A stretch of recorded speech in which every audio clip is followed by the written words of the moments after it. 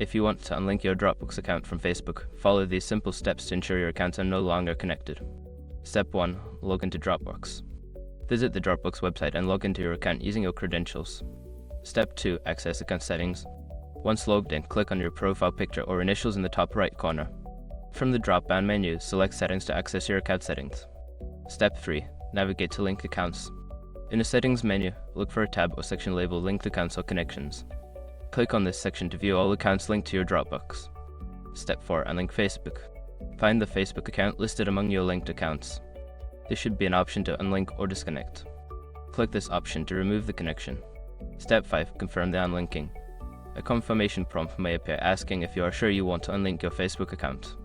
Confirm your choice to finalize the process. Now your Dropbox account is successfully unlinked from Facebook. If you have any further questions or need assistance, feel free to reach out to Dropbox support.